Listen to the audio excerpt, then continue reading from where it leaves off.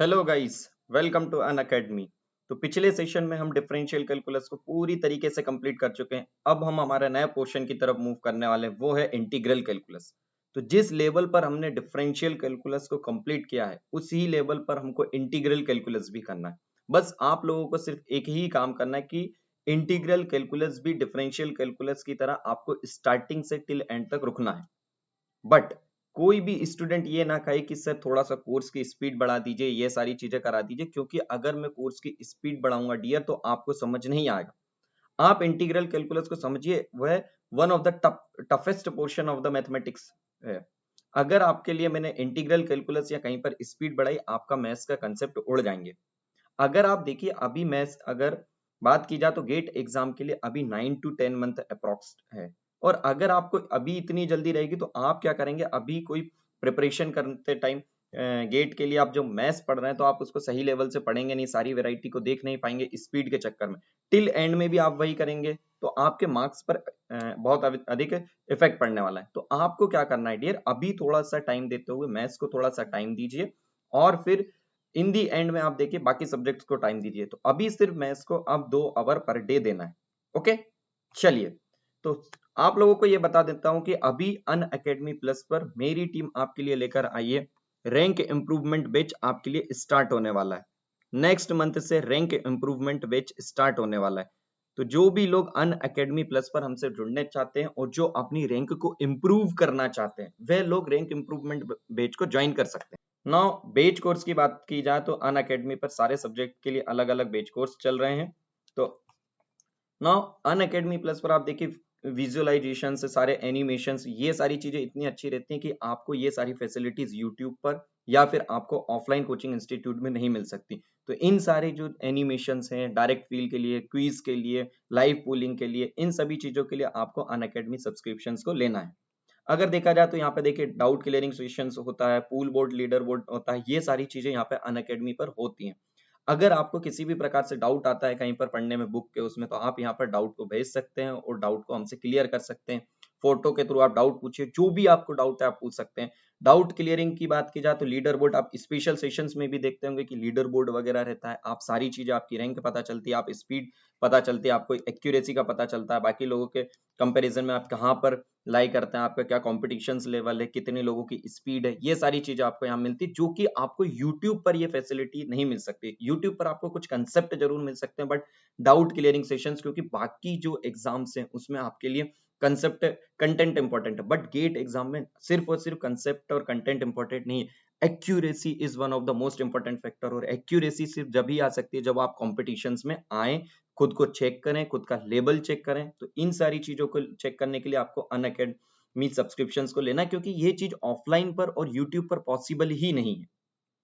तो आप लोगों के लिए ये बता देता हूं कि आज से आपका टॉपिक इंटीग्रल कैलकुलस स्टार्ट हो रहा है, और आपको टाइमिंग की अगर मैं बात कर दूं तो आपके लिए 2 आवर की क्लासेस डेली हो रही है। जितने लोग अभी नए हैं वह लोग सुन लीजिए, आपके लिए 2 आवर की क्लासेस डेली हो रही है। 1 hour on YouTube, 1 hour on YouTube. YouTube की टाइमिंग क्या है, 9 AM to 10 AM यूट्यूब की टाइमिंग है। And 5 to 6 PM, 5 to 6 PM की टाइमिंग कहां पर है, free special session, free special session and free special sessions. तो ये सेशंस जो है आपके लिए बिल्कुल फ्री है। कहां पर है ये, अन अकेडमी प्लस पर, सॉरी, ये कहां पर है आपके लिए, अन अकेडमी ऐप पर आपके लिए ये सारी चीजें अवेलेबल है। फ्री स्पेशल सेशन है गाइड, तो आपको ये किसी भी प्रकार से ये नहीं सोचना है कि आपको कैसे समझ आएगा, कैसे हमको पे करना पड़ेगा, नहीं, ये बिल्कुल फ्री स्पेशल सेशन है। सिर्फ आपको अन अकेडमी ऐप डाउनलोड करना है और ये फ्री स्पेशल सेशंस को मेरे साथ डेली 5 to 6 PM पर आपको डेली के लिए आपको ज्वाइन कर लेना। अब जो मॉर्निंग में आपको कंसेप्ट दिया जाता है, जो आपको यहाँ पर थ्योरी दी जाती है, जो आपको कुछ न्यूमेरिकल कराए जाते हैं, उसके हाई लेवल के न्यूमेरिकल्स और प्रीवियस ईयर्स क्वेश्चंस को आपको फ्री स्पेशल सेशंस में कराया जा रहा है। ओके गाइस, तो अब विदाउट एनी डिले हम स्टार्ट करते हैं हमारा इंटीग्रल कैलकुलस। तो सभी लोग, जो लोग अभी यूट्यूब पर सेशन को देख रहे हैं, वह लोग फ्री स्पेशल सेशंस में भी आइए, क्योंकि सिर्फ और सिर्फ यूट्यूब पर वीडियो देखने से आपके गेट में मार्क्स नहीं आएंगे, इस चीज की मैं गारंटी दे रहा हूं। और सिर्फ फ्री स्पेशल सेशंस में नहीं आएंगे, आपको दोनों ज्वाइन करना पड़ेगा, क्योंकि एक जगह पर कंसेप्ट और थ्योरी दी जा रही है और एक जगह पर आपको न्यूमेरिकल दिए जा रहे हैं। तो आपको दोनों को कंबाइन करते हुए चलना है गाइस। तो इसीलिए आप दोनों सेशंस को ज्वाइन करिए। ओके, तो आज से हम इंटीग्रल कैलकुलस स्टार्ट कर रहे हैं और फ्री स्पेशल सेशंस की लिंक कमेंट सेक्शन में आपको मिल जाएगी। कमेंट सेक्शन में आपको फेसबुक की भी लिंक मिल जाएगी, आपको फ्री स्पेशल सेशंस की भी लिंक मिलने वाली है, तो आप दोनों को एनरोल कर लीजिए अपने आप। चलिए, तो आज से हम स्टार्ट करते हैं इंटीग्रल कैलकुलस। चलिए, सेशन को स्टार्ट करने से पहले सभी लोग लाइक कर दीजिए, जल्दी से सभी लोग लाइक कर दीजिए। Integral calculus. चलिए, इंटीग्रल कैलकुलस का यूज क्या है, एप्लीकेशन क्या है, फॉर्मूलेस क्या है, फॉर्मूले वगैरह तो ये सारी चीजें देखते रहेंगे अपन कि क्या है सारे फॉर्मूले। बट सारे फॉर्मूले पढ़ने से पहले तो क्वेश्चन ये आता है कि इंटीग्रल कैलकुलस अपने कोर्स में आया ही क्यों, क्यों हमको इंटीग्रल कैलकुलस को लाया गया, क्यों उसके बारे में हमको पढ़ना पड़ा। तो उसका रीजन ये है गाइस कि जब भी आप एलिमेंटल स्ट्रिप को चेक करते हैं, मींस कोई भी एक चीज आपकी कंटिन्यूअसली वेरी होती है। Late us suppose this is your surface. इस सरफेस का आपसे पूछा कि इसका आप एक काम करिए, लेट अस सपोज आप इसका एरिया फाइंड आउट कीजिए। नाउ आपने क्या चेक किया कि आपको एरिया के फॉर्मूले किस कुछ स्टैंडर्ड शेप्स के पता है, जैसे कि कौन से स्टैंडर्ड शेप के आपको एरिया के फॉर्मूले पता है, रेक्टेंगल के, स्क्वायर्स के, ट्राइंगल्स के, पैराबोलाइड के, ये सारी चीजों के आपको एरिया के फॉर्मूले पता है, बाकी सारी चीजों के एरिया के फॉर्मूले पता है, क्यूब के पता है, बहुत सारी चीजों के आपको एरिया के फॉर्मूले पता है।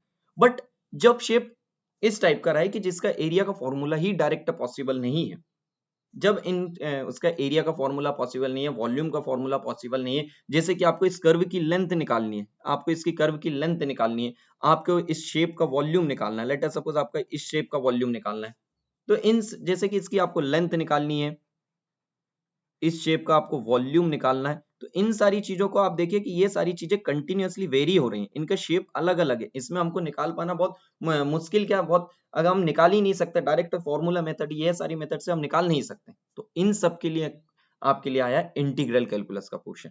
इसमें हम क्या करते हैं, इसमें हम एक एलिमेंटल स्ट्रिप काटते हैं, मींस एक स्ट्रिप को काटते हैं, लेट अस सपोज दिस।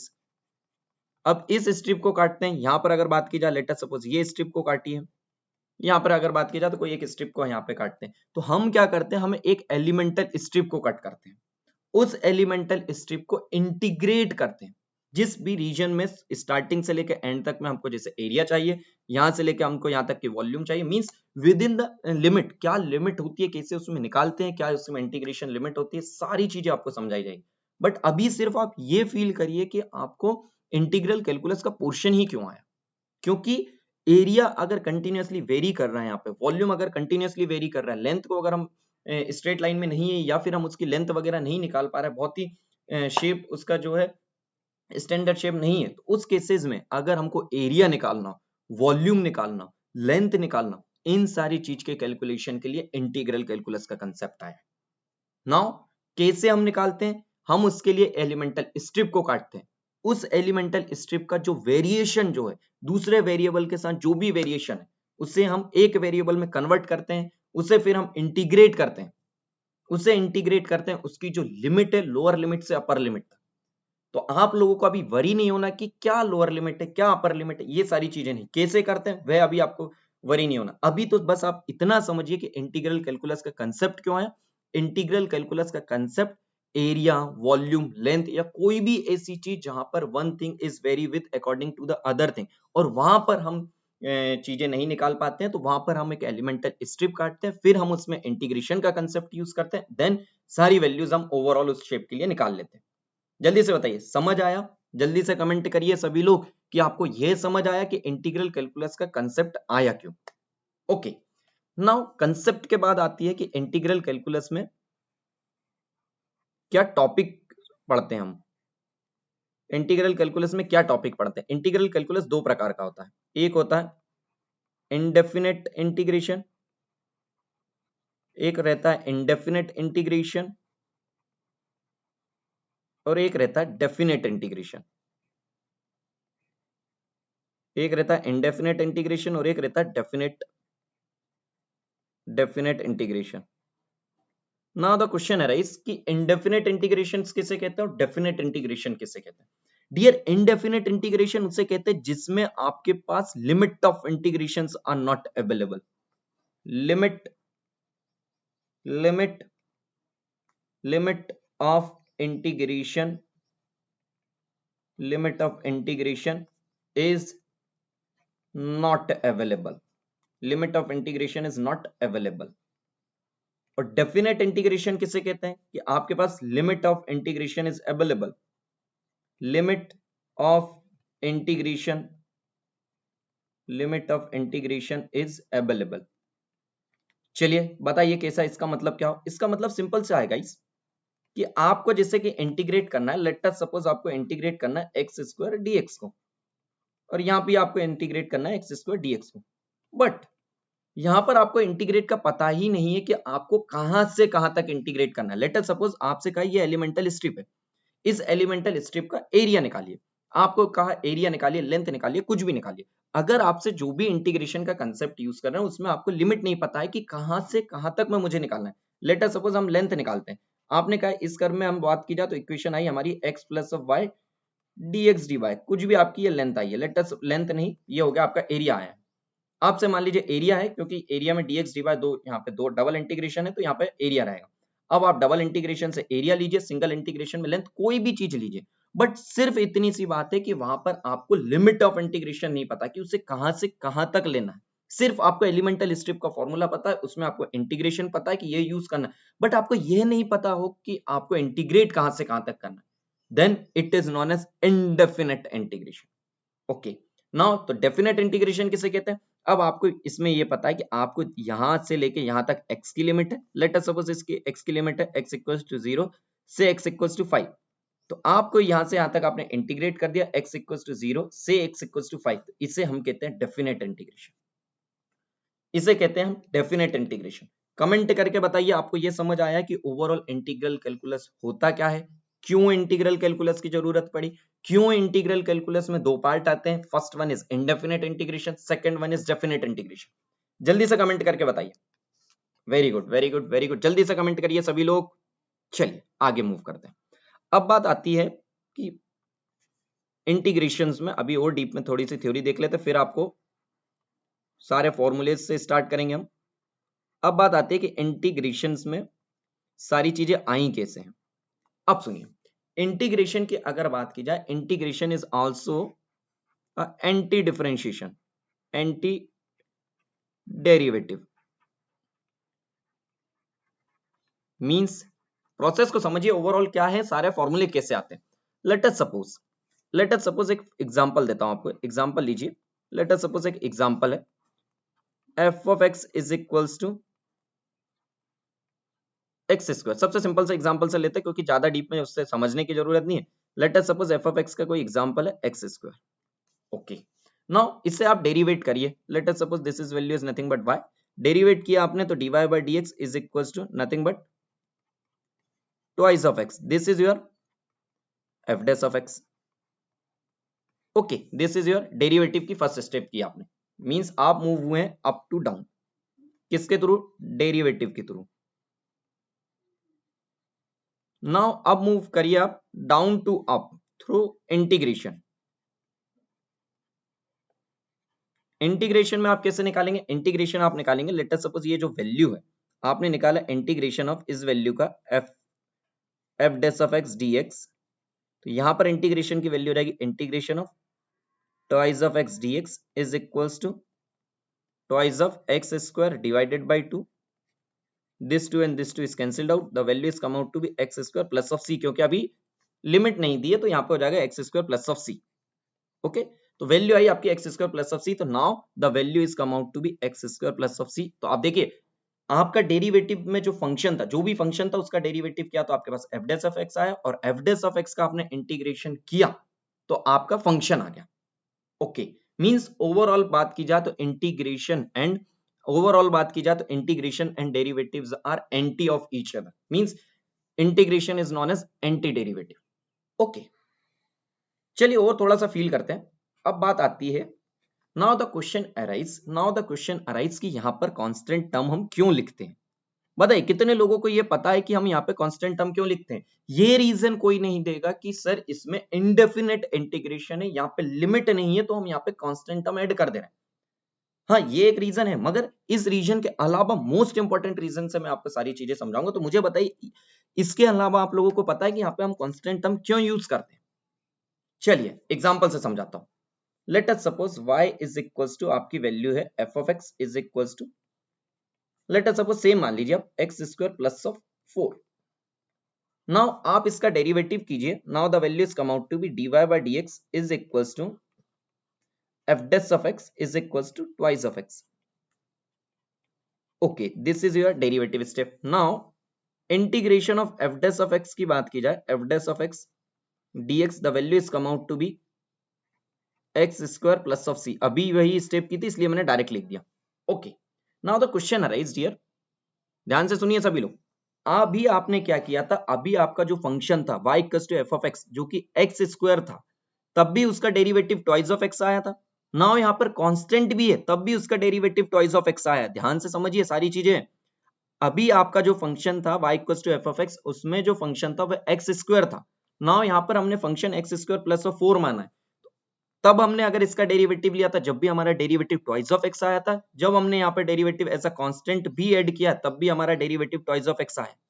इसका मतलब क्या हुआ, ओवरऑल डेरिवेटिव जो है कांस्टेंट टर्म्स का डेरिवेटिव 0 होता है। ये तो आपको पता थी, बट इसको फील से करिए कि इसके 0 होने से इफेक्ट क्या हो रहा है। इसके 0 होने से इफेक्ट यह हो रहा है कि आप अगर इसका इंटीग्रेशन करते हैं, अब आपने अगर इसका इंटीग्रेशन किया तो एक्स स्क्वायर प्लस ऑफ सी आया, इसका भी इंटीग्रेशन किया एफ डैश ऑफ एक्स का तो भी ये सी आया, x square plus of C. But आपकी कंडीशंस अलग अलग है। यहां पर अगर बात की जाए तो यहाँ पे इस केस में आपकी वैल्यू सी की कितनी आ जाएगी, जब आप कंडीशंस लगाएंगे यहाँ पे सी की वैल्यू 0 आ जाएगी और फंक्शन आपका y equals to f of x में कन्वर्ट हो जाएगा और y equals to f of x equals to x square की वैल्यू हो जाएगी total.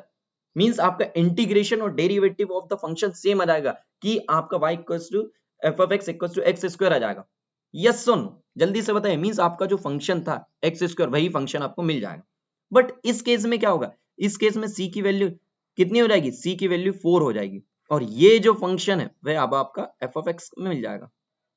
Means overall constant term सिर्फ हम इसलिए ऐड करते हैं क्योंकि integration is anti derivative and derivative of the constant term is 0 to take the under consideration. इस चीज को ध्यान में रखते हैं कि भाई कांस्टेंट का डेरिवेटिव जो है 0 होता है, तो मे बी पॉसिबल कि यहाँ पर कोई कांस्टेंट अवेलेबल हो, मे बी पॉसिबल कि यहाँ पे कोई कांस्टेंट अवेलेबल हो और डेरिवेटिव लेने की वजह से उसकी वैल्यू 0 हो चुकी है। उस चीज को जब हम इंटीग्रेट करते हैं तो वहां पर इसीलिए यहाँ पे हम कांस्टेंट को लेकर आते हैं।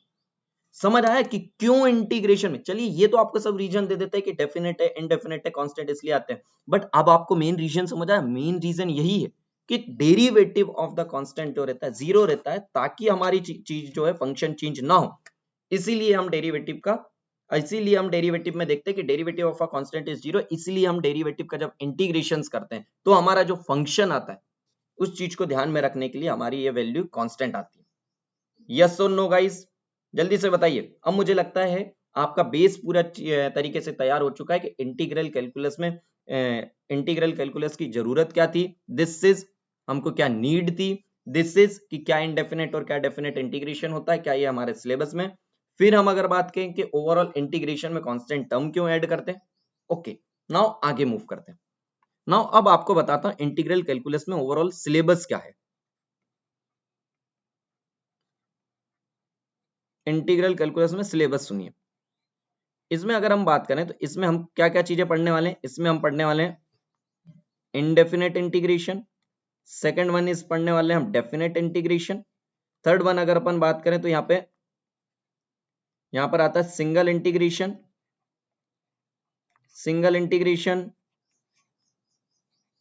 Double integration and triple integration. Okay, now अगर हम इनकी बात करें, अभी हम ये दोनों टॉपिक अभी निपटाने वाले हैं, इंटीग्रेशन एंड डबल इंटीग्रेशन। अब आप कहेंगे इट्स सिंगल इंटीग्रेशन और double integration and triple integration क्यों नहीं कर रहे हैं, क्योंकि guys double integration triple integration ये यूज कहां होते हैं, use in vector calculus, use in vector calculus. क्योंकि आपको मैं फॉर्मूले बता दूंगा, आपको थोड़ा सा कंसेप्ट बता दूंगा, दो आपको क्वेश्चन करा दूंगा, आपको फील ही नहीं आएगा। क्योंकि सिंगल इंटीग्रेशन, डबल इंटीग्रेशन या ट्रिपल, इनका एक्चुअल एप्लीकेशन, जैसे यहाँ पे अगर बात की जाए सिंगल इंटीग्रेशन की बात करें, work done F dot D R, सारी जो एप्लीकेशंस जो हैं, सारे की सारे एप्लीकेशन आपके वेक्टर कैलकुलस में ही। अगर मैं आपको अभी ये सारी चीजें पढ़ा दूंगा तो आपको वेक्टर कैलकुलस में समझ ही नहीं आएगा, क्योंकि वेक्टर, बिना वेक्टर की प्रॉपर्टीज को जाने, विदाउट सारी चीजें आप वेक्टर कैलकुलस की जानेंगे तभी आपको ये सारी चीजें इंटीग्रल कैलकुलस यूज हो। तो अभी हम क्या करेंगे, अभी हम indefinite integration and definite integration का सिलेबस पढ़ेंगे। Single integration, double integration, triple integration के लिए आप वरी मत होइएगा, आपको वेक्टर कैलकुलस में कराऊंगा, बिल्कुल भी वरी नहीं होना है। वेक्टर कैलकुलस कब होगा, जैसे ही आपका इंटीग्रल कैलकुलस खत्म होगा। जैसे ही आपका इंटीग्रल कैलकुलस खत्म होगा उसके बाद डिफरेंशियल इक्वेशन, डिफरेंशियल इक्वेशन के जस्ट बाद में आपके लिए वेक्टर कैलकुलस लेकर आ जाऊंगा डियर। तो आपको वरी नहीं होना है कि सर हमारा कब ये होगा, ठीक है। तो आपको जिस लेवल से मैंने पूरा कैलकुलस पढ़ाया, पूरे उसी लेवल से आपको ये भी पढ़ाया जाएगा, आप एंड तक रुकिए बस, ठीक है। तो इसका यूज वेक्टर में क्यों है, क्योंकि आप डियर देखिए, आपने जो थ्योरम पढ़ी है, ग्रीन्स थ्योरम, स्टोक्स थ्योरम, ये सारी जितनी भी थ्योरम्स हैं, सारी चीजें में डबल इंटीग्रेशन, ट्रिपल इंटीग्रेशन ही है। आपको मैं यहां ओवरव्यू दे दूंगा तो आपको एक्चुअल फील नहीं आएगी कि क्या यूज है। तो सारी चीजों के लिए हमको वेक्टर तक रुकना है। ओके गाइस, चलिए तो अब आगे मूव करते हैं हम। इंटीग्रल कैलकुलस की सारी चीजें, बेस हमको पता चल चुका है, अब हम उसकी बात करते हैं फॉर्मूलाज की। फॉर्मूला नंबर 1, चलिए सभी लोग साथ में कमेंट करते रहिएगा और सभी लोग लिखते भी रहिएगा कि इसके ओवरऑल फॉर्मूलेस क्या हैं। अगर हम बात करें x to the power n dx का, तो इसका फॉर्मूला अगर आप बात करें तो क्या होगा, x to the power n plus 1 upon n plus 1 plus of c। इसका एक एग्जांपल से आपको समझा देता हूं कि इसकी वैल्यू i कैसे है। इसकी बात की जाए, लेट अस सपोज आपने फंक्शन कह दिया, अगर आप इसकी बात करें तो यहाँ पे लेट अस सपोज आपने एग्जांपल लिया x स्क्वायर dx, तो इसकी वैल्यू कितनी हो गई है, x cube by 3 plus of c. अब आपको चेक करना है कि ये सही है या नहीं, तो आप इसका डेरिवेटिव निकाल दीजिए, क्योंकि derivative and both are anti of each other. तो यहां से अगर आपने डेरिवेटिव निकाला, this value is come out to be thrice of x square divide by 3 plus of C.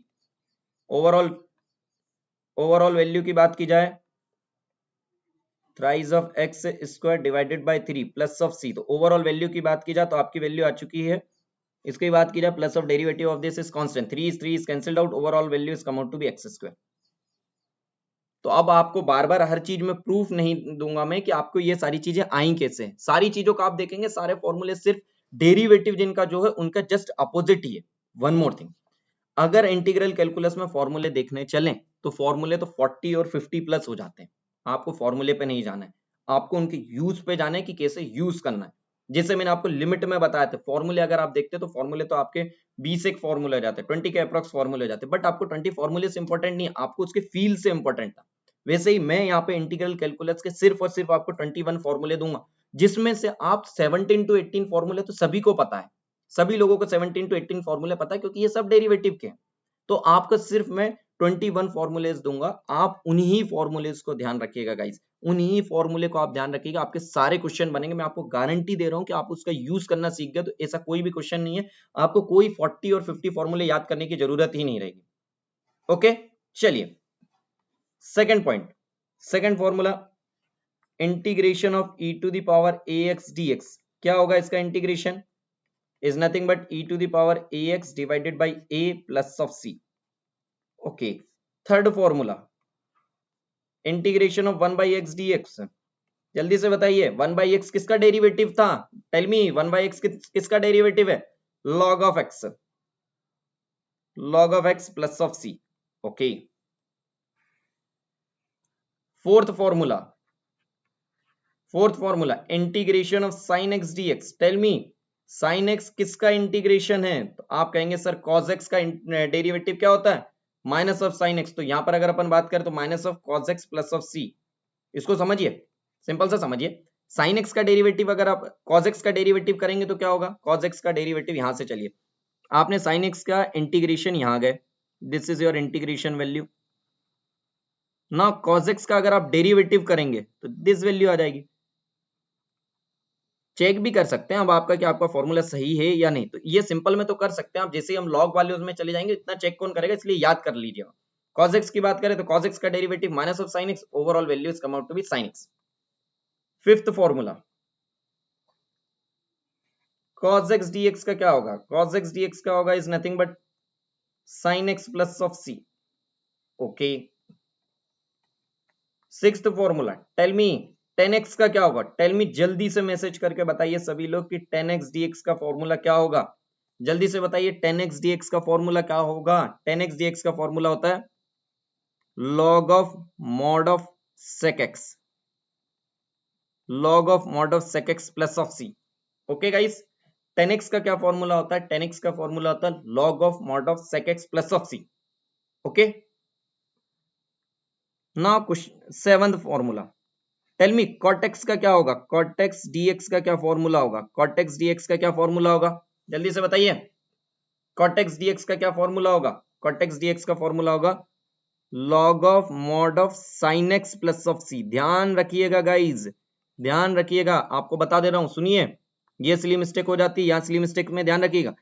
10x में अगर यहाँ पर sec x है, अगर 10x में गाइज यहाँ पे sec x है, तो आप cot x के यहाँ पर cos x मत याद कर लेना कि यहाँ पर सर cosec x होगा, नहीं, क्योंकि cosec x और sin x में अंतर होता है।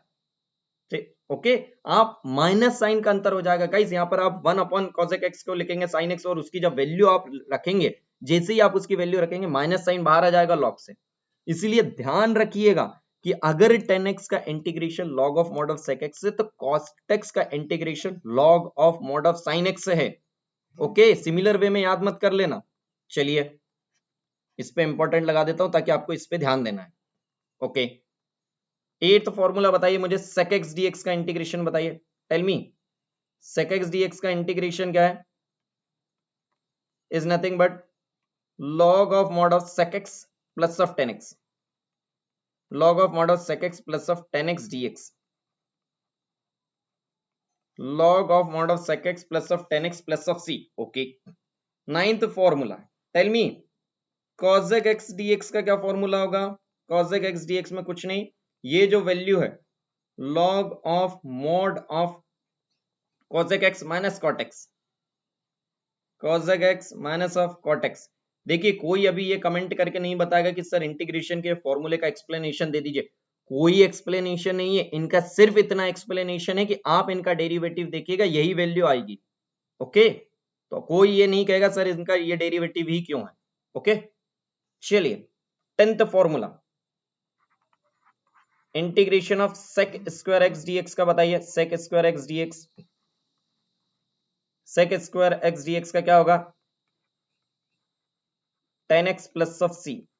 Okay, 11th formula, cosec square x dx का बताइए, cosec स्क्वायर x dx का होगा minus of cot x plus of c। Similar फॉर्मूले हैं, डेरिवेटिव वाले ही। 12th formula, integration of sec x 10x dx, इसका क्या फॉर्मूला होगा? sec x plus of c। 13th formula, integration of cosec x cot x dx is equal to minus of cosec x plus of c। आपको इतने ही फॉर्मूले ध्यान रखने, किसके लिए? सिर्फ और सिर्फ आपको इतने फॉर्मूले ध्यान रखने, किसके लिए? ट्रिग्नोमेट्रिक फॉर्मूले। ट्रिग्नोमेट्री के आपको इतने ही फॉर्मूले याद करने कि ट्रिग्नोमेट्रिक फंक्शंस के क्या होंगे फॉर्मूले। देखिए इंटीग्रेशंस के इतने फॉर्मूले हैं, बुक्स में आप बहुत सारी बुक खोल के देख लीजिए, कोई भी बुक आप खोल के देखें, इतनी वेराइटी के फॉर्मूले लिख देते हैं, 60-70 तक में आपको फॉर्मूले लिख देंगे। बट अभी तो आपको ये लगता है कि मैं ये 60-70 याद कर सकता हूँ। डियर आप ध्यान से सुनिए मेरी बात, जब आपके 12 सब्जेक्ट होंगे, जब आपके 10 से 12 सब्जेक्ट एक साथ होंगे, तब आपको ये जो फॉर्मूले होंगे बर्डन लगने लगेंगे, आपको यूज ही नहीं कर पाएंगे। आप इतने कंफ्यूज हो जाएंगे इन फॉर्मूले की कि कैसे यूज करूं। तो जो मैं फॉर्मूले बता रहा हूं उनको समझिए, उनका एप्लीकेशन समझिए। एक भी क्वेश्चन अगर आपसे इन फॉर्मूले से कोई अलग तरीके से यूज, कंसेप्ट की बात नहीं कह रहा हूं मैं, आपको फॉर्मूले की कह रहा हूं कि सारे क्वेश्चन इन्हीं फॉर्मूले से यूज होकर होंगे, यही फॉर्मूले आपको यूज करना है। तो अब आपको सिर्फ और सिर्फ ट्रिग्नोमेट्री के आपको इतने ही फॉर्मूले याद करने। ओके, ट्रिग्नोमेट्री के बाद हेडिंग डालेंगे हम कौन से फंक्शंस की बात करेंगे?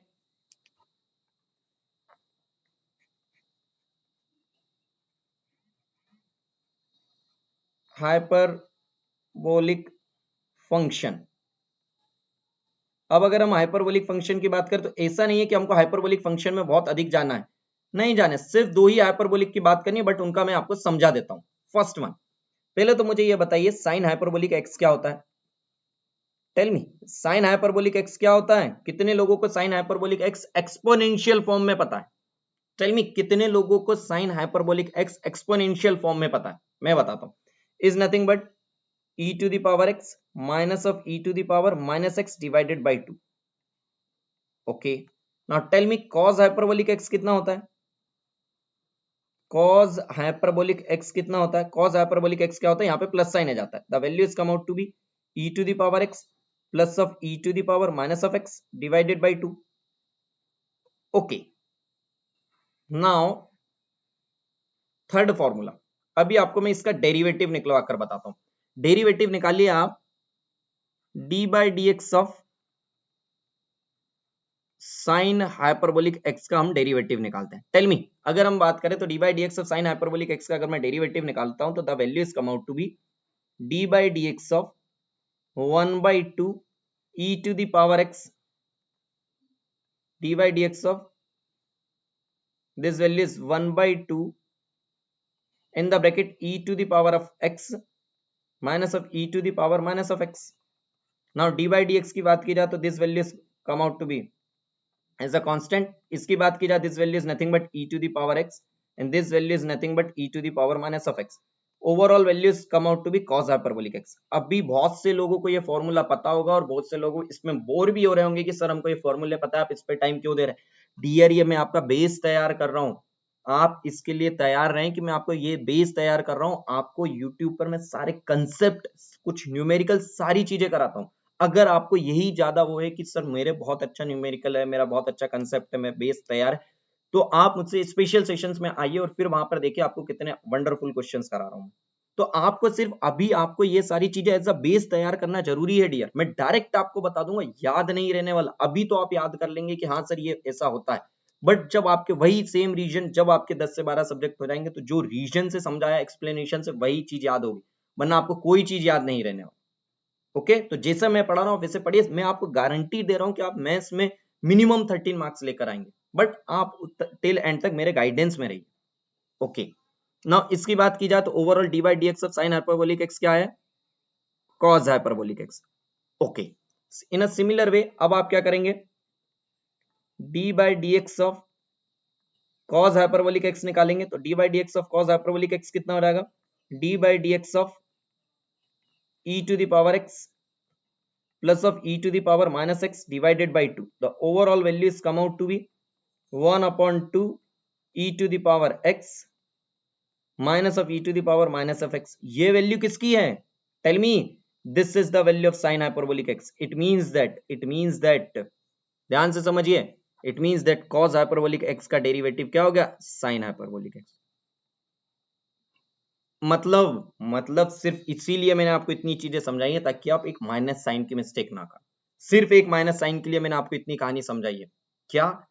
D by d x of the sine x is cos x, D by d x of cos x is minus of sine x. ध्यान से सुनिए, D by d x of sine x is cos x, D by d x of cos x is minus of sine x, but D by d x of sine hyperbolic x is cos hyperbolic x, d by dx of cos hyperbolic x is sin hyperbolic x. No minus sign in between them. ध्यान रखेंगे, किसी भी प्रकार से कोई minus sign इसके बीच में नहीं आता है, कोई भी माइनस साइन इसके बीच में नहीं आता है। In a same way fifth one is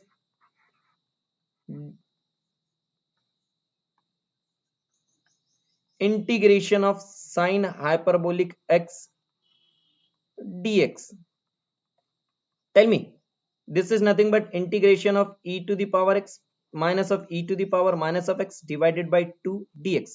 The value is come out to be 1/2 in the bracket e to the power x minus minus is plus e to the power x, e to the power minus x. This value is nothing but cos hyperbolic x. This value is come out to be cos hyperbolic x. And in the same way, integration of cos hyperbolic x, integration of cos hyperbolic x is nothing but 1/2 integration of 1/2 e to the power x plus of e to the power minus of x dx is equals to 1 upon 2 e to the power x minus of e to the power minus x. Now tell me, this is nothing but the value of the sine hyperbolic x. सिर्फ और सिर्फ इतनी कहानी मैंने आपको सिर्फ और सिर्फ इतना टाइम डायरेक्ट नहीं लिखवाया मैंने, क्योंकि आपको एक्चुअल में याद रहे। आप कभी ये सिली मिस्टेक ना करें, ये सिली मिस्टेक की पॉसिबिलिटी बहुत ज्यादा रहती है डियर, बहुत ज्यादा सिली मिस्टेक की पॉसिबिलिटी रहती है। क्यों? क्योंकि आपको ये लगता है कि differentiation of the sine x is cos x, cos x का differentiation is minus of sine x. तो अब आपको क्या ध्यान रखना है, साइन हाइपरबोलिक एक्स का differentiation cos hyperbolic x, cos hyperbolic x का differentiation minus cos hyperbolic x का differentiation sine hyperbolic x. Okay, integration की बात करें तो साइन एक्स का integration minus of cos x, but sine hyperbolic x का integration cos hyperbolic x, cos x का dx का integration is sine x, but cos hyperbolic x का integration sine hyperbolic x. Means आपका कोई भी minus sign नहीं आता है किसके केस में, हाइपरबोलिक एक्स के फंक्शन के केस में। यस और नो, ध्यान रखेंगे। चलिए, तो ये आपके कितने फॉर्मूले हो गए, 13, और इंटीग्रेशन के दो और फॉर्मूले यहां पे पढ़े। This is your 14th one, this is your 15th one. Now आगे मूव करते हैं। चलिए अब आगे मूव करते हैं। अब आप बात करते हैं, हम ये 15 तक हो चुके हैं आपके, इनवर्स में चलते हैं। फॉर्मूला नंबर 16, देखिए यहां तक ये आपके 13 थे, this is your 14, this is your 15। 16 formula, integration of 1 upon a square plus of x square is equals to 1 upon a tan inverse x by a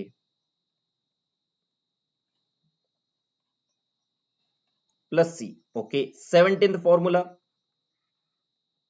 integration of 1 upon root over a square minus of x square dx is nothing but sine inverse x by a plus c।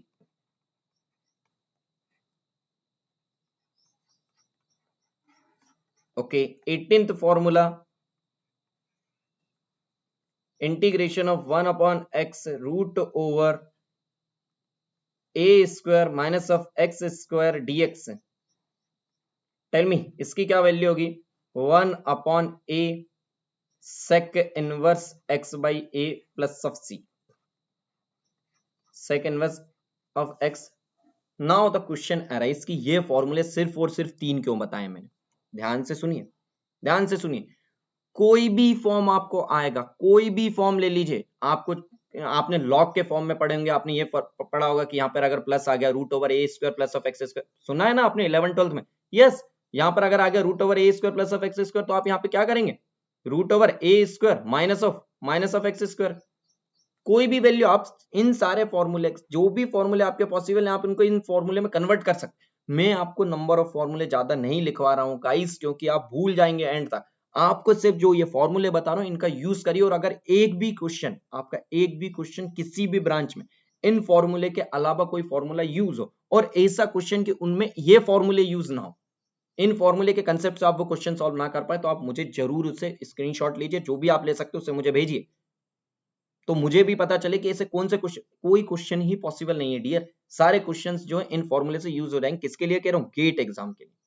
Okay, now यहां पर आपको silly mistake point ध्यान रखना है कि क्या silly mistake point आप generally करते हैं। अब जल्दी जल्दी में याद कर लेते हैं कि 1 upon a square plus of x square is 1 upon a tan inverse x by a। Okay, यहां पर याद कर लेते हैं 1 upon x root over a square minus of x square equals to 1 upon a. आप एक चीज ध्यान रखिएगा, 1 अपॉन ए यहां पर नहीं रहता, ध्यान से रखिएगा इस फॉर्मूले को। इस फॉर्मूले में सिली मिस्टेक जनरली कर देते हैं डियर आप लोग क्या करते हैं, यहां पर भी ध्यान रख लेते हैं 1 upon a sine inverse x by a plus c. नहीं, यहां पर 1 अपॉन ए नहीं होता है डियर, आपको ये मिस्टेक बिल्कुल भी नहीं करनी है। धोखे से भी आपसे ये मिस्टेक नहीं होना चाहिए कि यहां पर 1 अपॉन ए रहता है, यहां पर बिल्कुल भी 1 अपॉन ए नहीं रहता। ओके, ऐसी मिस्टेक आपको बिल्कुल भी नहीं करनी है dear. Okay, now the formula number 19।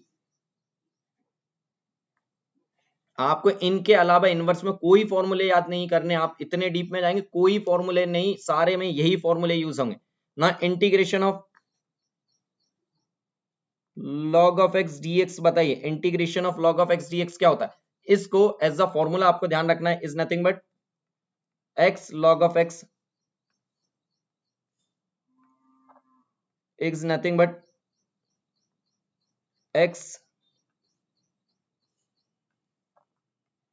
log of x plus of c, okay, x log of x minus x plus of c, x log of x minus x plus of c, ये जो formula आया है integration by part से, islet rule इनके through आया, इसको मैं derive भी करा दूंगा ये फॉर्मूले को, बट आपको ये फॉर्मूले 19 फॉर्मूले आपको एज अ, ये फॉर्मूले को भी इंपॉर्टेंट में रखिए, ये फॉर्मूले भी आपको क्या, जनरली आप डेरिवेटिव याद रखे रहते हैं कि log ऑफ x का डेरिवेटिव 1/x है, तो उसका इंटीग्रेशन नहीं, उसका इंटीग्रेशन बहुत अलग है। 19 फॉर्मूले आपको ये ध्यान रखने, आपको दो फॉर्मूले और मैं बता रहा हूं, तो आपको सिर्फ और सिर्फ 21 डायरेक्ट फॉर्मूले याद रखने। 20th formula, integration of e to the power ax sin bx dx, और आपको दूसरा फॉर्मूला है 21th formula, integration of e to the power ax cos of bx dx। आपको ये वैल्यूज निकालनी है। कैसे आपको निकालनी है, देखिए मैं आपको इसका डायरेक्ट फॉर्मूला बताता हूं, पहले फॉर्मूला समझिए। इसका फॉर्मूला होता है e to the power ax upon a square plus of b square in the bracket a sin of bx minus of b cos of bx। Okay, इसका अगर आप इंटीग्रेशन करेंगे तो इसकी value is nothing but e to the power ax upon a square plus of b square a cos of bx plus of b sin of bx। जल्दी से बताइए, यही फॉर्मूला है। अब मैं बताता हूं, देखिए ये फॉर्मूले में देखा जाए ना तो बहुत सा डिफिकल्ट फॉर्मूला याद करना, कैसे है। अब आप देखिए यहाँ पे a sin bx, यहाँ पे a cos bx, पहले तो फंक्शन चेंज हो गया, ओके। फिर अगर बात की जाए तो यहाँ माइनस है, यहाँ प्लस है, फिर इसमें बात की जाए तो यहाँ पे a b थे, यहाँ b भी आ रहे हैं, तो ये सारी चीजें कॉम्प्लिकेटेड है, मुझे ऐसा लगता था ये कॉम्प्लिकेटेड है, तो मैं आपको इसको ध्यान रखने की चीजें बता रहा हूँ ताकि आप कंफ्यूज ना हो, अब आप उस चीज को भूले ना। और ये याद करने का कंसेप्ट है, ये याद करने का तरीका है। मैं ये नहीं कह रहा हूं कि आप भी ऐसे याद करिए, आपको जिस भी तरीके से इन फॉर्मूले को ध्यान रखना है याद रखिए, बट ये मैं मेरा तरीका बता रहा हूं कि आप इस तरीके से ध्यान रख सकते हैं, ओके। आप इस तरीके से उसको ध्यान रखिए, आपका कभी फॉर्मूला गलत नहीं होगा, क्योंकि वही same reason, number of the फॉर्मूले ज्यादा होंगे उतने ही आपसे चीजें भूल जाएंगे, तो इसीलिए मैं आपको याद करने के सारी चीज के तरीके बता देता हूं कि कौन से, जैसे आपको यहाँ पे साइन हाइपरबोलिक, इसका मैंने एज अ डेरिवेशन और ये सारी चीजें करा दी। In the same way guys, अगर आप इनके फॉर्मूले देखेंगे तो ये आप वहां पे कंफ्यूज ना हो, धोखे से भी आपके माइंड से स्लिप ना हो, तो आप इनसे डायरेक्ट याद कर लें तो अच्छी बात है, मगर धोखे से भी आपके माइंड से स्लिप ना हो, इसके लिए मैं मेरा कंसेप्ट आपको बता रहा हूँ कि आप इसे याद कर सकते हैं। वन फर्स्ट, एक बार और याद करने का तरीका, ये कोई मेथड नहीं है। देखिए कैसे याद कर सकते हैं आप, ध्यान से सुनिए। पहले तो मुझे बताइए, आपको इंटीग्रेशन नहीं पता बट आपको डिफरेंशिएशन तो पता है, किसका, e to the power ax sin bx का। इंटीग्रेशन नहीं पता बट आपको डिफरेंशिएशन तो पता है, यस पता है। क्या है इसका डिफरेंशिएशन, आप कहेंगे sir e to the power ax sin bx का करेंगे तो b cos of bx, okay. Now इसका फिर से करेंगे हम तो is nothing but a e to the power ax sin bx, okay. Now tell me, अब पहले क्या आता है, आपके ABCD आपने पढ़ी होगी तो आपके अल्फाबेट्स में सबसे पहले क्या आता है, ए आता है या बी आता है, ए आता है ना, तो ए वाली जो टर्म है उसे पहले लिख दीजिए, this is your a term, तो ए वाली टर्म आपने पहले लिख दी, value is come out to be a e to the power ax sin bx plus of b cos of bx, okay, into e to the power ax। ना e to the power ax term आप common ले लीजिए, e to the power ax in the bracket e to the power ax, e to the power ax, अब value क्या होगी आपकी a sin of bx और ये वैल्यू होगी b cos of bx, okay.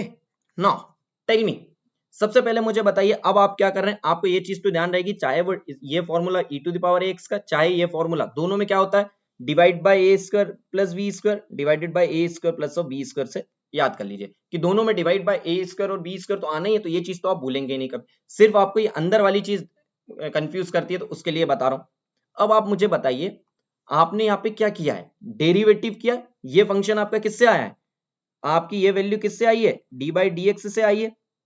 Tell me, आपके derivative से ये वैल्यू आई है ना। ओके, नाउ क्वेश्चन में बट क्या है, क्वेश्चन में आप पे डेरिवेटिव पूछा है या इंटीग्रेशन पूछा है, इंटीग्रेशन पूछा है ना आपसे, डेरिवेटिव थोड़ी ना पूछा है। मींस अगर इसको ध्यान रखा जाए तो अपन क्या कहेंगे, integration and derivative are anti of each other. Yes, तो एंटी से मतलब यहां पे आप कैसे ध्यान रखेंगे, this is your plus sign, तो यहां पर आ जाएगा प्लस का माइनस साइन। तो आपका ये फॉर्मूला होगा e to the power ax a sin of bx minus of b cos bx।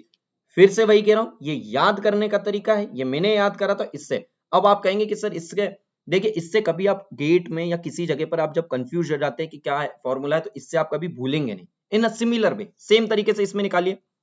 चलिए इसका अपन यहाँ पे एप्लीकेशन में आपको बता देते हैं। अब आपको इसका इंटीग्रेशन नहीं पता बट आपको इसका डिफरेंशिएशन तो पता है, d by d x of e to the power a x cos b x. करिए, इसका आपको इंटीग्रेशन नहीं पता, डिफरेंशिएशन तो पता ही है, तो वैल्यू क्या हो जाएगी, वैल्यू क्या हो जाएगी, a e to the power a x cos b x plus of, minus आएगा, माइनस क्यों आएगा, क्योंकि अब अगर हम इसका डिफरेंशिएशन करेंगे तो is nothing but b e to the power a x sine b x. Okay, not tell me ABCD में पहले क्या आता है, ए आता है या बी, ए, तो मींस ओवरऑल ए वाली टर्म पहले रखिए। Overall value is come out to be e to the power a x हमने ले लिया कॉमन, वैल्यू आ चुकी है आपकी a cos of b x minus of b sine of b x. Not tell me अगर इसमें बात की जाए तो आपके ये वैल्यू किसकी है, डेरिवेटिव की वैल्यू है आपकी, बट आपको क्या निकालना है, इंटीग्रेशन। तो आपकी इंटीग्रेशन की वैल्यू क्या हो जाएगी, e to the power a x, दोनों फॉर्मूले में किससे डिवाइड करना है, a square plus of b square से, तो ये आप तो भूलेंगे नहीं। अब आप क्या रहता है, डिफरेंशिएशन और integration are anti of each other, तो जो यहाँ का साइन है उसको आप बदल दीजिए। This sign is come out to be positive one, the value is come out to be a cos of bx plus of b sin of bx। Okay, ये मेरी ट्रिक है याद करने की, ये मैंने इस तरीके से याद किया था, तो आपको ये सिर्फ मैंने ट्रिक दी है, ट्रिक टू रिमेंबर, ये सिर्फ याद करने की ट्रिक है डियर। ऐसा कुछ नहीं है कि ये कोई मेथड है, ये कोई मेथड नहीं है, ये सिर्फ याद करने का तरीका है। तो आप भी इसको इससे ध्यान रखिएगा, क्योंकि अभी जब नंबर ऑफ फॉर्मूले बहुत अधिक हो जाएंगे तो आपको कोई भी चीजें समझ नहीं आएगी, वहां पे आपको बर्डन टाइप फॉर्मूले लगने लगे, तो उनको बर्डन नहीं बनाना, उनको कैसे भी ध्यान रखना है बस। ओके, तो बताइए कैसी ट्रिक थी, आपको ठीक लगी, आपको समझ आया, आपको लगे तो आप इस ट्रिक से याद रख सकते, या फिर आपको जो भी तरीका लगे आप उससे याद रखिए, नो कोई प्रॉब्लम नहीं। सिर्फ और सिर्फ आपको ये 21 फॉर्मूले याद रखने, ठीक है गाइस। जल्दी से बताइए कितने लोगों को ये सारे 21 के 21 फॉर्मूले पता थे, जल्दी से कमेंट करिए कितने लोगों को ये सारे फॉर्मूले पता थे। चलिए वेरी गुड, जिन लोगों को सारे पता थे अच्छी बात है, जिनको नहीं पता थे अब वरी मत होइए, अभी तो हम सीख रहे हैं ना, यहाँ पे सीखते हैं, फिर देखिए हम न्यूमेरिकल्स करते हैं, सारी चीज आपकी बढ़िया हो जाएगी। चलिए आगे मूव करते हैं। अब हम बात करते हैं इन सारे फॉर्मूलेस के बाद इंटीग्रेशन बाय पार्ट। हेडिंग डालिए integration by part, integration by parts.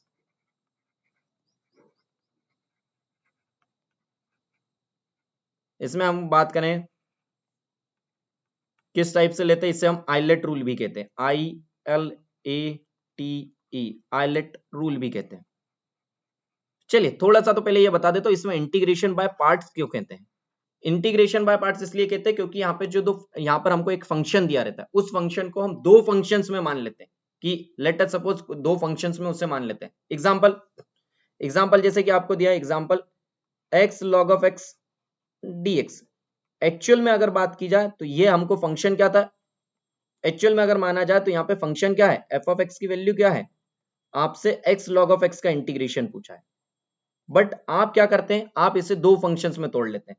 Late us suppose आप इसे कह देते हैं this is my second function and this is my first function, और फिर आप इसमें आइलेट रूल लगा देते हैं।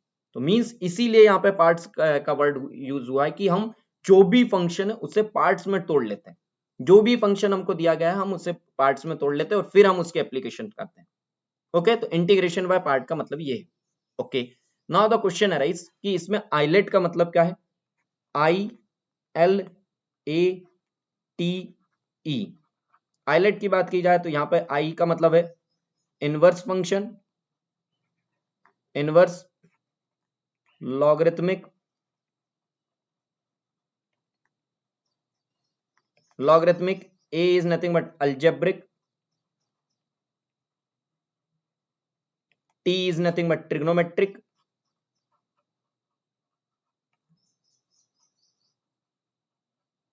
T is nothing but trigonometric, and E is nothing but exponential, exponential. Okay, ये आपका आइलेट का मतलब होता है। अब मतलब इन चीज को हमने क्यों लाए, चलिए तो इसका फॉर्मूला सबसे पहले बताता हूं कि आइलेट रूल होता क्या है। ILATE rule is u into v dx is equals to first function as it is integration of second dx minus integration differentiation of first, that is u, into integration of second dx. ध्यान से सुनिए मेरी बात, this is your first function, this is your second function. इसको ऐसे ध्यान रखिए कि आप सबसे पहले बात करेंगे first function, second function is first function as it is. इसको देखिए मेरे तरीके से आप याद रखेंगे, कभी नहीं भूलेंगे, कुछ लोग याद करते ही गलत तरीके से उसे, तो आप इसे एज अ स्टेटमेंट ध्यान रखिए। First function as it is integration of second minus integration differentiation of first integration of second dx. चलिए मैं फिर से रिपीट कर रहा हूं, सभी लोग आप भी रिपीट करिए मेरे साथ। क्या है यहाँ पे, first function as it is integration of second minus integration differentiation of first integration of second dx. ऐसे करेंगे आपसे कभी मिस्टेक नहीं होगी डियर, कभी भी आपसे मिस्टेक नहीं हो सकती। ओके, चलिए अब बात उठती है कि अगर आपके इंटीग्रेशन की ये आपकी वैल्यूज है, ये सारा फॉर्मूला है, तो इसमें बात आती है कि फर्स्ट फंक्शन और सेकंड फंक्शन का मतलब क्या है और हम किसे फर्स्ट मानेंगे किसे सेकंड मानेंगे। तो फर्स्ट फंक्शन सेकंड फंक्शन का मतलब ये है कि ये आपका ऑर्डर है, this is nothing but your order, order of the function means अगर आपको दो फंक्शंस दिए हुए हैं, लेट अस सपोज इसी एग्जांपल से बात किया जाए, यहां पर आप बात की जाए तो आपको दिया है x log of x dx। अगर आपको ये फंक्शन दिया हुआ है x log of x dx, तो इसमें अगर हम बात करें, अगर हम मैं इसमें बात करूं तो log कौन से नंबर पे, सेकंड पे, this is your log is at on position second, this is nothing but on the first. Yes और no?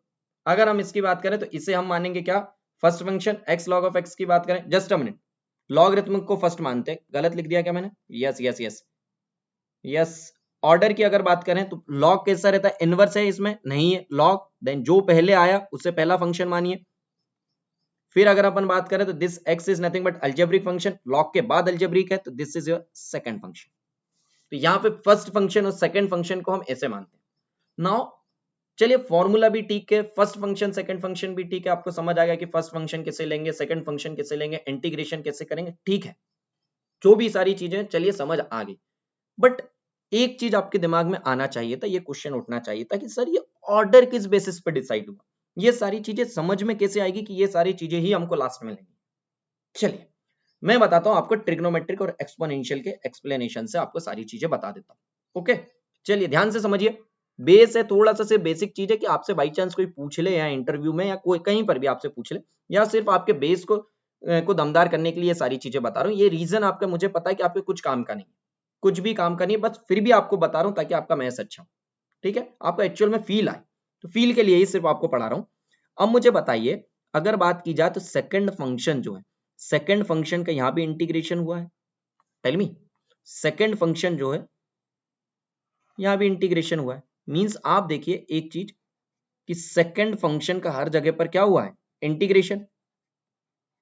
Tell me, second function का हर जगह इंटीग्रेशन हुआ है, ओके, सेकंड फंक्शन का आपने कहा कि हर जगह पर इंटीग्रेशन हुआ है। चलिए और फर्स्ट फंक्शन की अगर बात की जाए तो यहां पर तो कुछ नहीं है, बट यहां पर सेकंड फंक्शन फर्स्ट फंक्शन का क्या हुआ है, डिफरेंशिएशन। ओके ना एक काम करिए, सबसे पहले आप एक चीज मानिए, अब मैं आपको समझाता हूं एक्सपोनेंशियल और ट्रिग्नोमेट्रिक फंक्शन से। लेट अस सपोज मानिए आपका फर्स्ट फंक्शन जो है, फर्स्ट फंक्शन अगर बात की जाए, अगर आप कहें तो लेट अस सपोज अब आपने फर्स्ट फंक्शन मान लिया साइन एक्स, और अगर अपन बात करें सेकंड फंक्शन आपने मान लिया, सेकंड फंक्शन मान लिया आपने एक्स क्यूब। उल्टा मानने की कर रहा हूं, वाइस वर्सा मानने की आपको चीजें कह रहा हूं कि अगर बात की जाए एक्चुअल में क्या होता आपका, सुनिए, एक्चुअल में अगर बात की जाए तो आपका फर्स्ट फंक्शन में किसे मानता, फर्स्ट फंक्शन में मानता अलजेब्रिक को और सेकंड फंक्शन मानता मैं ट्रिग्नोमेट्रिक को। तो मैं आपको ये इनवर्स तरीके से, उल्टे तरीके से बता रहा हूं कि क्यों हम ऐसा नहीं मान सकते, क्यों हम ये सारी चीजें नहीं मान सकते, क्यों ऐसा उल्टा हम लेते नहीं। ये चीज को ध्यान से समझिए, मैं रीजन आपको बता रहा हूं कि ये उल्टा बता रहा हूं, कहीं ये मत कहने लग जाना कि सर आपने गलत मान लिया। ये गलत नहीं मान रहा हूं मैं आपको ये बता रहा हूं कि अभी हम ऐसा उल्टा क्यों मान रहे हैं। अभी लेट अस सपोज आपने ऐसा उल्टा मान लिया, अब आप यहां पे गए तो अब आप कहेंगे integration of sin x into x cube into dx। Now tell me, अब आपने कहा first function as it is, this is nothing but sin x, first function as it is, integration of second is nothing but x cube dx minus of integration d by dx of अगर मैं इसकी बात करूं d by dx ऑफ u की बात करूं तो u यहां पे वैल्यू कितनी हो जाएगी, u की वैल्यू होगी आपकी first function is nothing but sin x, और यहां पे अगर मैं इंटीग्रेशन की बात करूं v dx is nothing but x cube dx। Now overall function आप ऐसे ही लिख देंगे। ओके तो आप सिर्फ इतना समझिए डियर, sin x का आप डेरिवेटिव कहें तो sin x हमेशा डेरिवेटिव रहता, कोई भी वैल्यू है। टेल मी, sin x का डेरिवेटिव स्टार्टिंग से टिल एंड तक पॉसिबल है, जल्दी से बताइए। sin x जो है always derivative, okay. cos x is always derivative, okay. Means cos x की भी बात करो, मेरा उसका ऑलवेज डेरिवेटिव से मतलब क्या है। अब आपको सिर्फ sin x दिया है तो आप इसका f डैश x भी निकाल सकते हैं, आप इसका f डबल डैश x भी निकाल सकते हैं, अब आपका इसका f ट्रिपल डैश x भी निकाल सकते हैं। अब आप इसका कितनी बार भी इसका डेरिवेटिव निकालते रहिए, आप इसका डेरिवेटिव ही निकालते रहेंगे। मगर मगर अगर आप इसका कंटिन्यूअस डेरिवेटिव निकालते रहेंगे तो ये जो इंटीग्रेशन की वैल्यू है ये खत्म कैसे होगी, ये फॉर्मूला कंप्लीट कैसे होगा। नाउ सेकंड थिंग, सिर्फ आपको थिंकिंग बता रहा हूं मैं याद करने का, ये वो नहीं है कि आप इसको कहें कि सर यही मेन रीजन नहीं, ये मेन रीजन मैं बस सिर्फ आपको तरीका बता रहा हूं कि आपको ये चीज क्यों सेकंड आती है। इन अ सिमिलर वे अब आप यहाँ पे ले लीजिए sin x ले लीजिए, cos x ले लीजिए, e to the power x, e to the power x का भी आप first derivative, second derivative, third derivative सारी चीजें निकाल सकते हैं। बट आपने लिया जैसे x क्यूब अलजेब्रिक फंक्शन, जैसे ही आपने अलजेब्रिक फंक्शन लिया d by d x of यहाँ पे x क्यूब हुआ, आप इसका एक बार डेरिवेटिव निकाल सकते हैं, दो बार डेरिवेटिव निकाल सकते हैं, तीन बार निकाल सकते हैं, बट चौथा डेरिवेटिव पॉसिबल नहीं है। तो ओवरऑल यही तरीका है आपको ध्यान रखने का कि डियर एक्सपोनेंशियल और ट्रिग्नोमेट्रिक्स को इन द एंड में इसलिए माना जाता है क्योंकि इन फंक्शंस की बात की जाए तो इनका डेरिवेटिव जो थ्रू आउट पॉसिबल है।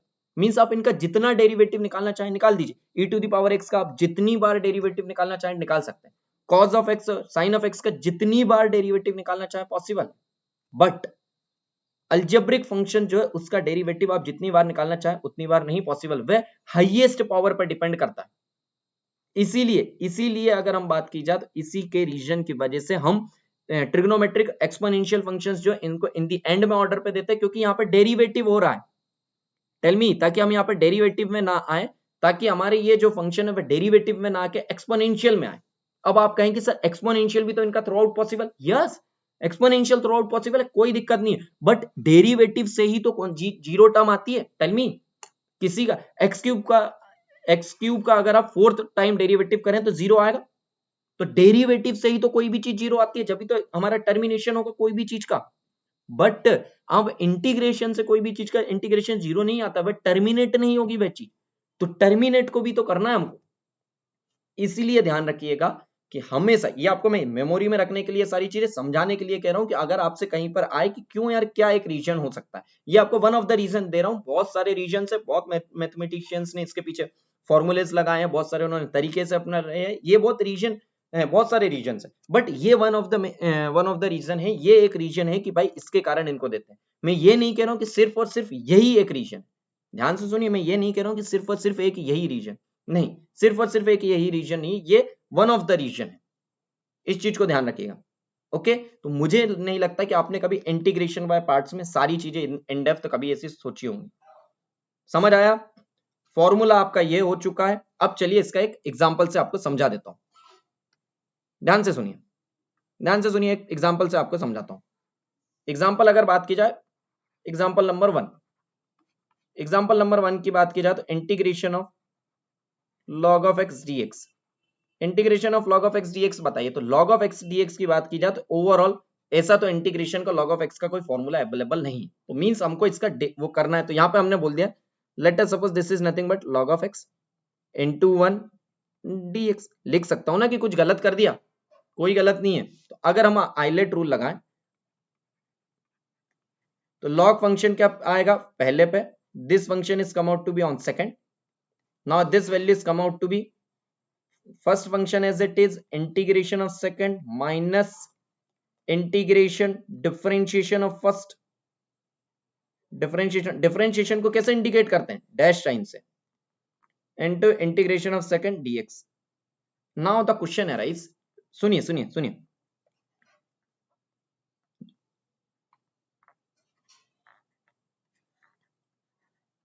आप ध्यान से सुनिए मेरी बात।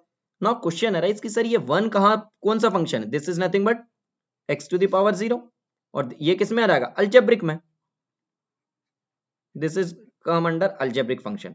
ओके, नाउ इसका अगर हम करें तो this value is nothing but x times of log of x minus of integration of log of x का डिफरेंशिएशन 1/x, ये integration is x into dx, this value is come out to be x log of x minus x plus c. जो concept मैंने अभी पहले बताया था, जिनको समझ नहीं आया था वह फिर से समझ लीजिए, वह जिन लोगों को समझ नहीं आया तो वह लोग फिर से सुन लीजिए ध्यान से। मैंने क्या कहा था आपको कि जो इस फंक्शन का डेरिवेटिव तो ठीक है log of x आपका आ गया, इंटीग्रेशन भी, ये सारी चीजें आ गई। तो अब उस चीज को ध्यान से समझिए, ऑर्डर का इंपॉर्टेंस समझ आया।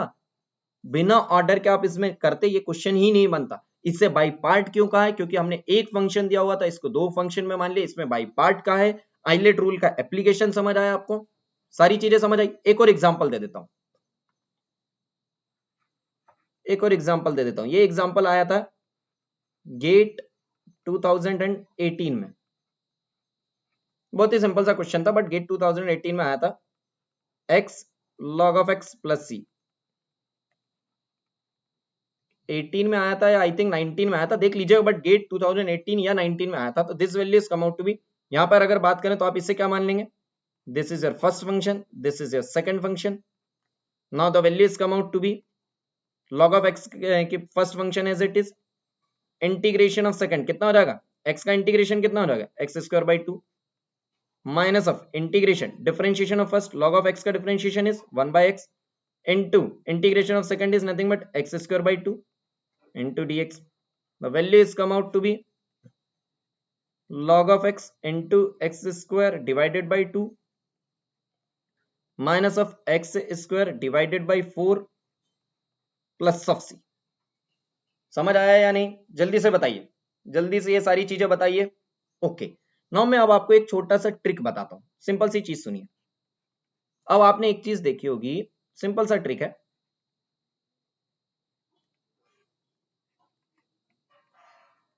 सिंपल सी चीज है। पहले तो मुझे आपने ये बताइए, आपने कभी ये चीजें सोची है कि गेट एग्जाम में जब भी इंटीग्रेशन का क्वेश्चन आया है वह डेफिनेट इंटीग्रेशन ही क्यों आया, टेल मी।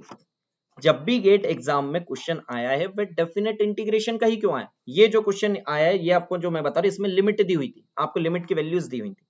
आपने कभी सोचा कि आपके पास गेट एग्जाम में जब भी क्वेश्चन आया है वह डेफिनेट इंटीग्रेशन से क्यों आया है, जब भी वह इंटीग्रेट कराता है लिमिट क्यों दे देता है। बहुत ही कम इक्का दुक्का बार ऐसा हुआ है कि आपको इनडेफिनेट के क्वेश्चंस दे दिए, बट मुझे बताएं mostly time 90% of the time आपके गेट में डेफिनेट इंटीग्रेशन का क्वेश्चन क्यों आता है, इनडेफिनेट का क्यों नहीं आता। मैं बताता हूं, इनडेफिनेट का क्वेश्चन इसलिए नहीं आता है क्योंकि क्वेश्चन वो क्या चेक करना चाहता था, आपका इंटीग्रेशन चेक करना चाहता था। उसने कोई क्वेश्चन दिया आपको, लेटर सपोज ये क्वेश्चन ही दिया, अब आपको ये क्वेश्चन देने के बाद ये आपका चेक करना चाहता था इंटीग्रेशन, यस और नो, ये आपका चेक करना चाहता था इंटीग्रेशन, बट आपने क्या किया, इस क्वेश्चन का किया डिफरेंशिएट और ये आपने आंसर लिया है।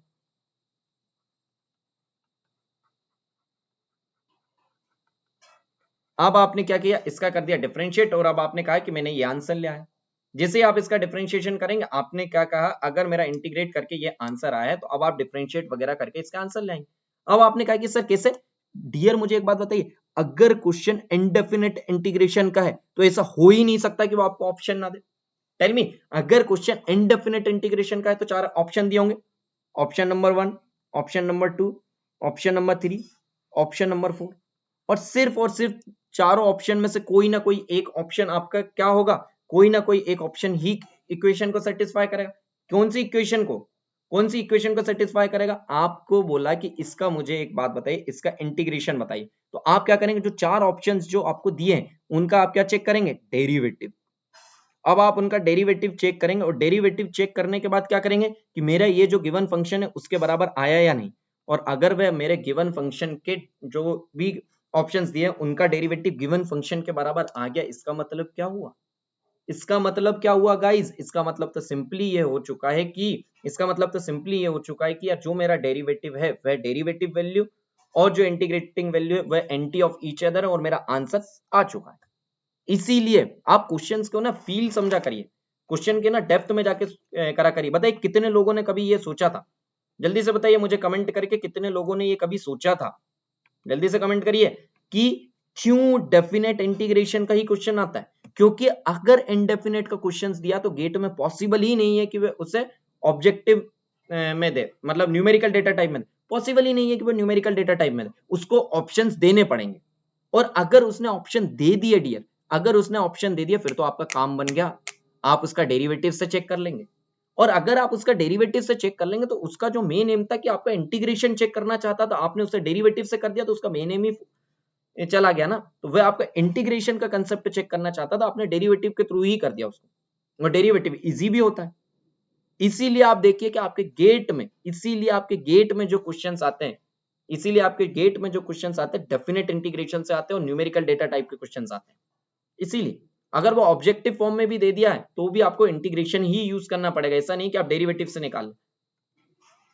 ठीक है गाइस, बताइए कितने लोगों को आज का सेशन अच्छा लगा है, बताइए सारी चीजें समझ आई हैं, A to Z सारी चीजें समझ आई है, किसी को भी कोई ऐसा जिसको कोई भी एक भी कंसेप्ट समझ ना आया हो?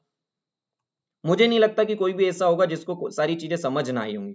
और मैंने बहुत बेसिक उससे लेकर आपको आगे लेकर जा रहा हूं इंटीग्रेशन, जैसे हम डिफरेंशियल में गए थे वैसे ही हम इंटीग्रेशन में भी जा रहे हैं। ठीक है, तो आज की क्लास हम गाइस यहीं खत्म करते हैं, मिलते हैं हम हमारे स्पेशल सेशन में, जिसकी टाइमिंग क्या है, स्पेशल सेशन की टाइमिंग क्या है गाइस, जल्दी से सभी लोग कमेंट करके बताइए, आपको याद है? स्पेशल सेशन की टाइमिंग 5 to 6 PM है गाइस, 5 to 6 PM में हम मिलते हैं, इंटीग्रेशन के आज कुछ क्वेश्चंस करेंगे उसमें। ठीक है, ओके। तो गाइस सबसे पहली चीज, जो लोग अनअकैडमी का सब्सक्रिप्शन लेना चाहते हैं वो मुझसे फेसबुक पर मुझसे इंटरेक्शंस कर सकते हैं, अगर आपको कोई डाउट है तो। अगर आपको कोई डाउट है कि सर अनअकैडमी सब्सक्रिप्शंस में क्या चीजें रहती है, कोई भी आपका XYZ जो भी डाउट है, अब आप इसमें जाएंगे। अब आप देखिए आपके पास जैसे ही आप 12 मंथ और 24 मंथ का प्लान चूज करते हैं, लेट अस सपोज आपने 12 मंथ का प्लान चूज किया यहाँ पर, और जैसे ही आप वहां पर coupon code Pallav live use करेंगे, जैसे ही आप coupon code Pallav live use करेंगे वैसे ही आप देखिए आपका जो प्लान 25,000 का था, जो प्लान आपका 25,000 का था वह आपको 22,500 में मिल जाएगा, वही प्लान आपको 22,500 में मिल जाएगा। फर्स्ट थिंग, जैसे ही अगर आपने 24 मंथ का प्लान चूज किया है, अगर आपने 24 मंथ का प्लान चूज किया है, आप coupon code Pallav live use करेंगे, आपका 24 मंथ का प्लान देखिए कितने का है, 30,000 रुपीज का है, बट आप जैसे ही पल्लव लाइव यूज करेंगे 3,000 रुपीज डिडक्ट होकर आपका प्लान हो जाएगा 27,500। तो अब आपको क्या करना है, अब आप लोगों को अगर सेशंस अच्छे लग रहे हैं, आपको सारी चीजें समझ आ रही हैं, तो आप एज अ सिर्फ आप, मैं आपको सारी चीजें as a free content, free special sessions और ये सारी चीजें दे रहा हूं, तो आप सिर्फ इतना करिए कि जब भी आप अनअकैडमी पर सब्सक्रिप्शन लें, जब भी आप अनअकैडमी पर सब्सक्रिप्शन लें, आप Pallav live as a coupon code use करिए, क्योंकि जब मैं आपको सारी चीजें, सारी फैसिलिटीज आपको फ्री में अगर दे रहा हूं तो आप एज अ कूपन कोड तो यूज कर ही सकते हैं गाइस। ओके, नाउ आगे मूव करें गाइस। तो आज की क्लास हम यहीं खत्म करते हैं गाइस, मिलते हैं 5 to 6 PM पर।